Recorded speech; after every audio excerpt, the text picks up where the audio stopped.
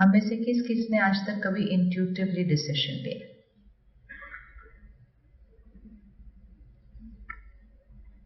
Intuitive मतलब कोई logic नहीं है,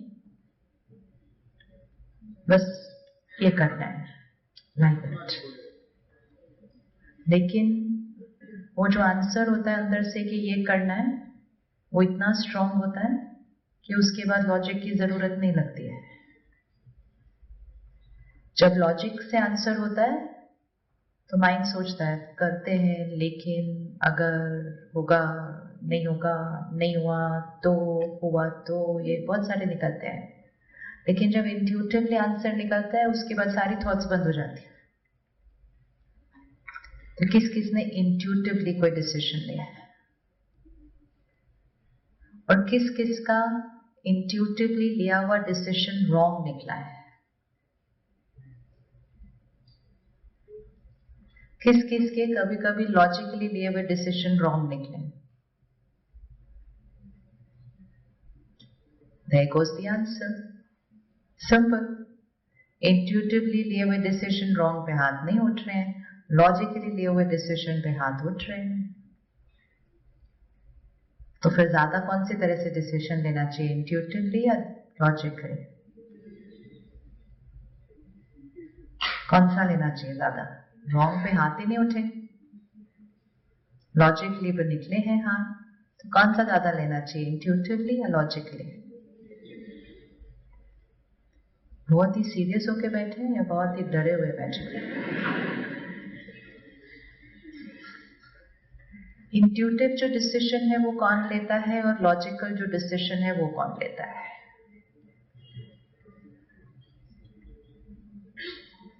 एंड मोस्ट इंपॉर्टेंट है कि डिसीजन ही कौन लेता है?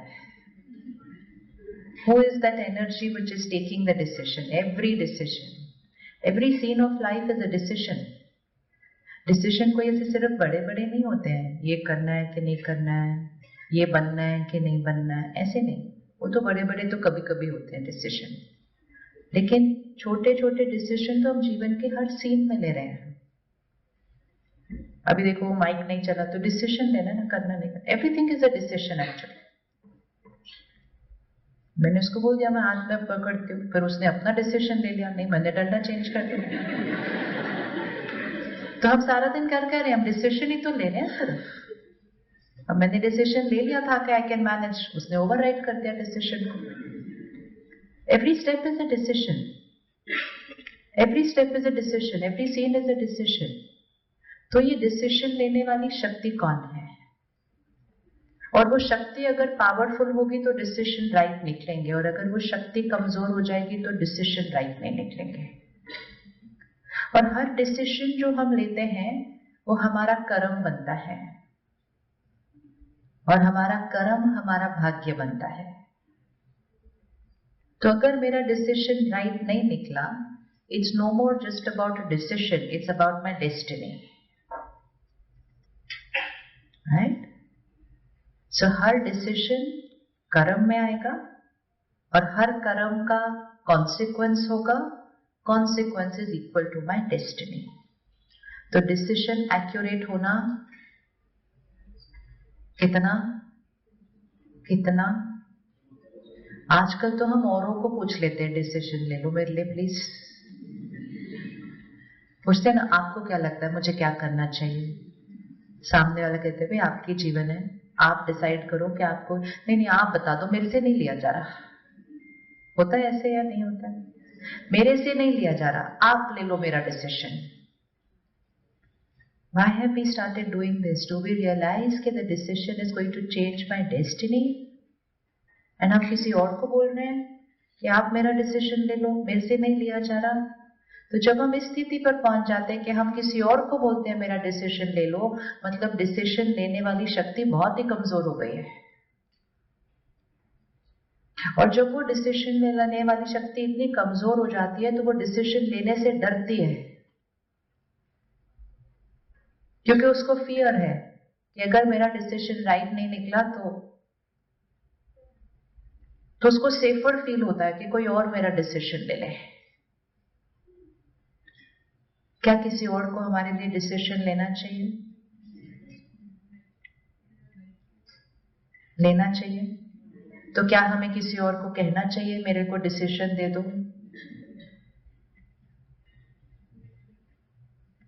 इजी नहीं है, मुझे डिसीजन नहीं लेना पड़े, कोई और लेता जाए मेरे लिए डिसीजन, तो इजी नहीं है। लोगों से हम एडवाइस ले सकते हैं, लोगों से हम ओपिनियन ले सकते हैं, लेकिन सारे ओपिनियन लेने के बाद डिसीजन किसका होना चाहिए? क्यों? क्योंकि हर डिसीजन का एक परिणाम आएगा, हर डिसीजन का एक परिणाम आएगा, एक कॉन्सिक्वेंस आएगा। अगर वो डिसीजन मैंने नहीं लिया होगा तो मेरे लिए कॉन्सिक्वेंस को फेस करना, आज दीदी ने सुना दिया कि मैंने परमात्मा को कहा कि मेरे पास ऑक्सीजन नहीं, अभी आप देख लो। अब वो ऑक्सीजन आ गया तो तालियां बज गई। ऑपोजिट सोचा, ऑपोजिट सोचा क्या होता? So every decision is going to have a consequence. और हम कितनी इजीली किसी और को पूछ लेते हैं, आप बता दो ना मुझे क्या करना चाहिए। क्या फर्क होता है कि हम डिसीजन लें या कोई और डिसीजन ले, उसमें क्या फर्क पड़ता है? कोई ले ले कोई और मेरे लिए, व्हाट्स रॉन्ग इन दैट? इसमें क्यों हमें लेना चाहिए और किसी और को नहीं लेना चाहिए हमारा डिसीजन? क्यों? क्यों? सेंस ऑफ रिस्पॉन्सिबिलिटी, और सबका अपना अपना पर्सपेक्टिव होता है। और हाँ जी, मेरी परिस्थिति और मेरी शक्ति अलग है, मेरे संस्कार और उनके संस्कार अलग हैं। इवन जब एक पेरेंट एक चाइल्ड के लिए डिसीजन लेता है तो वो रॉन्ग हो सकता है, क्योंकि पेरेंट का संस्कार और चाइल्ड का संस्कार अलग है। जो चीज पेरेंट के लिए बहुत इजी हो करना, वो चाइल्ड के लिए बहुत डिफिकल्ट हो सकती है, क्योंकि they both are soul on a journey with different संस्कार्स। और कोई चीज जो पेरेंट सोचे नहीं ये तो बहुत डिफिकल्ट है, ये नहीं हो सकता है वो चाइल्ड के लिए बहुत इजी हो सकता था। तो कोई भी आत्मा दूसरी आत्मा का डिसीजन एक्चुअली नहीं लेना चाहिए, राय देनी चाहिए। ना किसी को कहो कि मेरे लिए आप डिसीजन ले लो, एंड मोस्ट इंपॉर्टेंट ना खुद किसी के लिए डिसीजन ले लो। बहुत अच्छा लगता है जब लोग आकर हमारे को सरेंडर कर देते, बोलते आप बता दो, हम कहते हाँ अभी बताते हैं। अपनी जीवन का डिसीजन लेना हो ना तो दिनों दिन लग जाते हैं डिसीजन लेने के लिए, और दूसरे को डिसीजन लेना हो तो कितना टाइम लगता है? यदि इतना क्या इजी है, इतना सोच रहे बस ये कर लो। जब आपने किसी और को डिसीजन दिया, प्लीज रिमेंबर आप उसके कार्मिक अकाउंट में इंटैंगल हो गए, आप उसके कार्मिक अकाउंट के साथ अब इंटैंगल हो गए हैं, क्योंकि जो डिसीजन आपने उसको दिया उसने लेकर उससे कर्म करना है, उस कर्म का परिणाम आना है। अगर 1% चांस वो परिणाम राइट नहीं आया तो उस आत्मा ने लाइफ लॉन्ग आपको ब्लेम करना है कि आपने ये डिसीजन लिया था इसलिए मेरे साथ ऐसा हुआ है, और वो सारी ब्लेम की एनर्जी एक इन्वेस्टमेंट है जो हमेशा रिटर्न के रूप में आपके पास आती रहेगी। और उसके कर्म का जो परिणाम आया है वो परिणाम के जिम्मेवार हम हैं, क्योंकि डिसीजन हमने दिया था। तो हम इतना इजीली किसी को डिसीजन दे देते हैं, इसमें क्या है ये कर लो, नहीं। चाहे जीवन की बड़ी बात हो या छोटी से छोटी बात हो, चॉइस देना, राय देना, ऑप्शन देना और क्लियरली बोलना डिसीजन आपको लेना है। सामने वाला कितना भी आपको प्लीड करे, प्लीज आप मुझे बताओ क्या, मैंने बोलो मैंने नहीं बताना। वो रोने लगे आपके सामने, आप तो बोलो मैंने नहीं बताना, ये कर्म आपका आपका अपना होना है। एक, सामने वाली आत्मा डिसीजन लेने की शक्ति नहीं रख रही है, लेकिन जो आत्मा डिसीजन लेने की शक्ति नहीं रखती वो डिसीजन का परिणाम फेस करने की भी शक्ति नहीं रखती।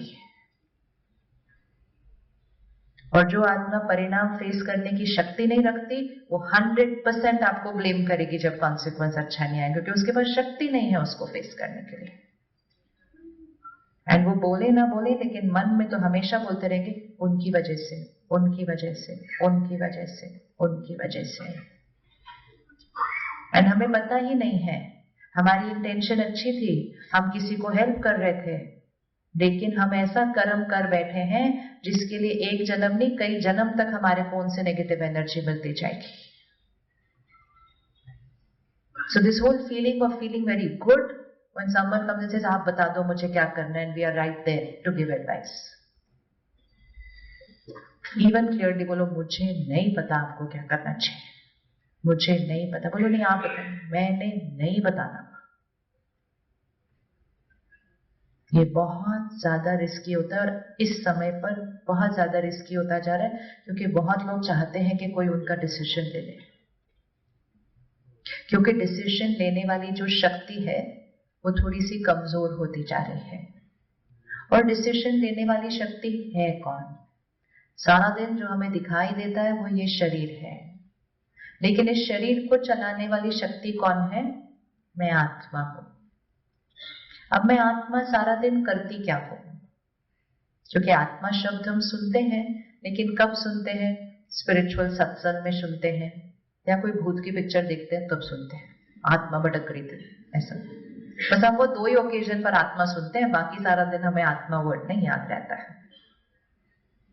तो इस शक्ति का कम होने का सबसे मुख्य कारण यही है कि क्योंकि मुझे याद नहीं रहता है सारा दिन कि मैं आत्मा हूं। तो क्योंकि मुझे याद नहीं रहता कि मैं आत्मा हूं, तो मैं सारा दिन अपने आप को क्या समझती हूं कि मैं कौन हूं? कौन हूं? Who am I? इसलिए सारी दुनिया कहती है Who am I? ये क्वेश्चन का आंसर मिल जाए तो लाइफ के सारे क्वेश्चंस का आंसर मिल जाएगा। तो अगर हम अपने आप को किसी को इंट्रोड्यूस करें तो हम क्या कहते हैं? Who am I? Who am I? कैसे इंट्रोड्यूस करते हैं अपने आप को? Who am I? तो हम अपना नाम बताते हैं, हम अपनी क्वालिफिकेशन बताते हैं, हम अपना प्रोफेशन बताते हैं, हम अपने रिलेशनशिप्स बताते हैं, so and so of so and so. हम अपना नेशनैलिटी बता सकते हैं, हम अपना रिलीजन बता सकते हैं, हम अपनी कास्ट बता सकते हैं, हम अपनी सिटी बता सकते हैं। ये सारी चीजें हम बताते हैं। अब ये सारी लिस्ट जो हम बनाते हैं, क्या ये आए है? क्या ये आए है? I am a doctor. I am an Indian. I am a Hindu.